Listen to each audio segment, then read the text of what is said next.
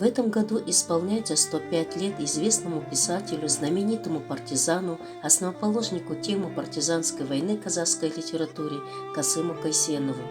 Касым Кайсенов родился 3 апреля 1918 году в ауле Асыл-Булак Уланского района Восточно-Казахстанской области.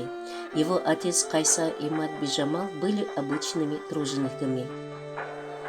В 1934 году, после окончания неполной средней школы, Касым поступил в политико-просветительский техникум в городе Усть-Каменогорске. В 1939 году будущий народный герой был направлен в военно-разведывательную школу, которую окончил в 1941 году. В 1940-41 годах прошел подготовку в школе военной разведки. В ноябре 1941 года Кайсенов был направлен в штаб Юго-Западного фронта. По специальному заданию его перебросили на оккупированную врагом украинскую территорию. Здесь Касым Кайсенов руководил 3-м отрядом партизанского соединения имени Чапаева.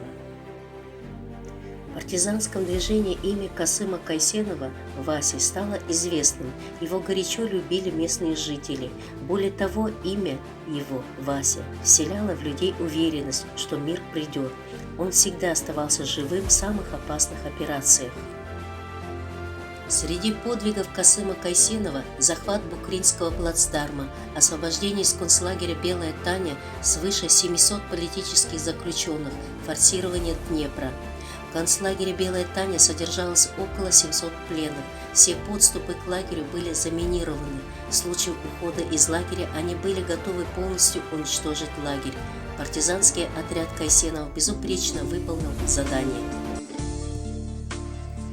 1 января 1945 года поэт Жумагали Исаин на Украине случайно встретил Касыма и забрал его с собой в Алматы. Здесь же встретился со своей женой Асыл Апа. Она в тот момент работала в газете «Социалисты Казахстан».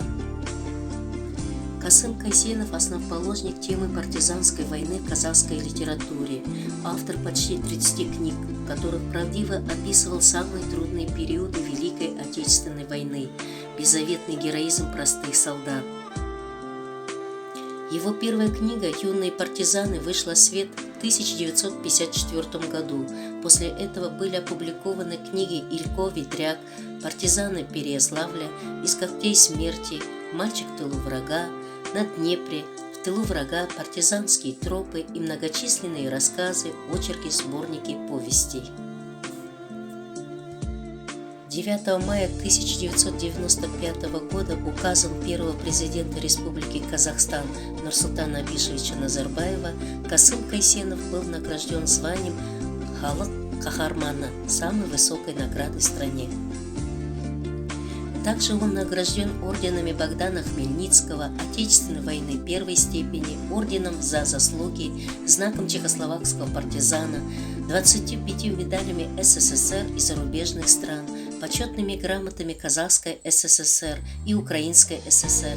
Правительство суверенной Украины наградило его орденами за особые заслуги 3 и 2 степени. Кайсенова трижды выдвигали на звание Героя Советского Союза, но нашлись противники, которые присваивали его подвиги. Сам Касым Кайсенов об этом никогда не переживал. Он говорил: «Я воевал за Родину, и за это мне не нужны никакие награды, кроме уважения и любви моего народа».